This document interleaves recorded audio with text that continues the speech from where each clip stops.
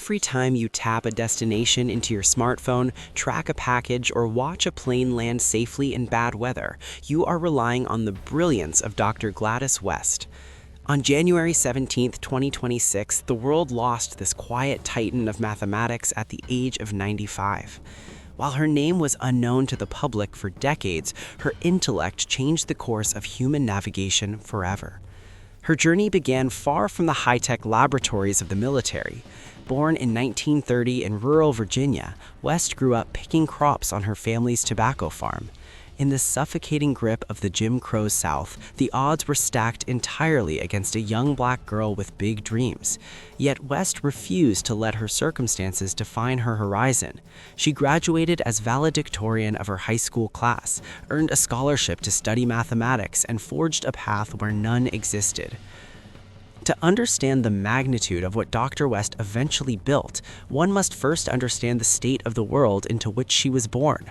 In the 1930s, the American South was a landscape defined by rigid racial segregation and limited economic mobility. For a young black girl in Dinwiddie County, Virginia, the prescribed future was often restricted to domestic work or laboring in the fields.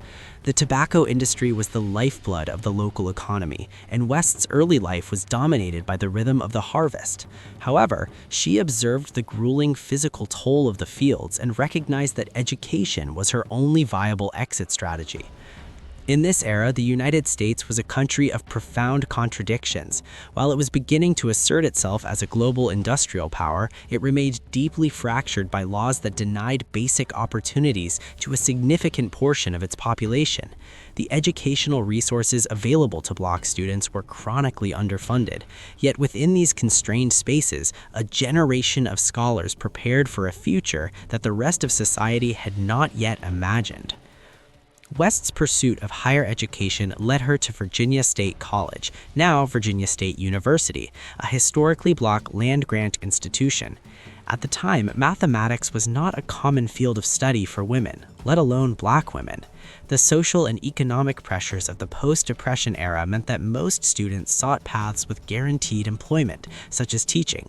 West, however, excelled in the abstract complexities of numbers. She approached her studies with a meticulous rigor that would later become her professional trademark. Upon graduating in 1952, she spent a brief period teaching, but her aspirations remained tethered to the evolving world of scientific research. The early 1950s marked the beginning of the Cold War, a period characterized by an intense technological arms race between the United States and the Soviet Union. This geopolitical tension created a sudden, desperate demand for mathematical talent within the Department of Defense, eventually opening doors that had previously been bolted shut by prejudice. In 1956, West was hired at the Naval Proving Ground in Dahlgren, Virginia, which is now the Naval Surface Warfare Center. When she arrived, she was the second Black woman ever hired as a mathematician at the facility, and only 4 Black employees in total. The environment was one of stark isolation. While her white colleagues lived in the local community and socialized together, West and her peers were often relegated to separate living quarters and faced daily reminders of their perceived status. Despite these barriers, the work at Dahlgren was at the cutting edge of human knowledge. This was the dawn of the computer age. When West began her career, the term computer frequently referred to a human being, typically a woman, who performed long-form calculations by hand or with the aid of mechanical adding machines. The transition from human-centered computation to electronic processing was just beginning, and West found herself at the epicenter of this shift. One of the first major projects West participated in was the Naval Ordnance Research Calculator, or NORC. This was a massive experimental vacuum tube computer that represented the pinnacle of mid-century engineering. Her role involved preparing and verifying the data that would be fed into these early machines. The margin for error was non-existent. In the context of ballistics and satellite orbits, a single misplaced decimal point could result in a catastrophic failure of equipment or a complete loss of data. West's early years at Dahlgren were defined by this transition from manual labor to machine-aided logic. She had to learn how to communicate with these primitive electronic brains, translating physical problems of motion and gravity into a language the machines could process. This period was characterized by trial and error, as the limitations of early hardware often required ingenious workarounds from the mathematicians who operated them. As the space race accelerated in the 1960s, the focus of the Dahlgren team shifted toward the stars.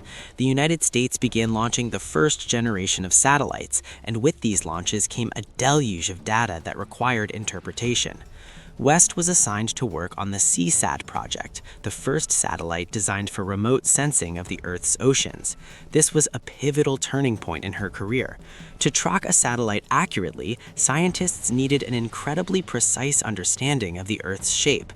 For most people, the Earth is a simple sphere, but to a mathematician, it is a geoid, an irregular, lumpy object shaped by varying densities of rock and the constant motion of the tides.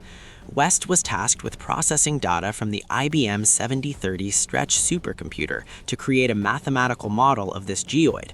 This required her to account for every conceivable variable, from the gravitational pull of the moon to the atmospheric drag on the satellite itself. The work was grueling and often thankless. West spent years analyzing radar altimetry data, which involved measuring the time it took for a radar pulse to travel from a satellite to the ocean surface and back. By doing this thousands of times across the entire globe, she began to map the subtle rises and falls of the Earth's surface. This was not merely an academic exercise, it was the essential foundation for any global positioning system. For a navigation system to work, a receiver on the ground must know exactly where it is in relation to a satellite in orbit.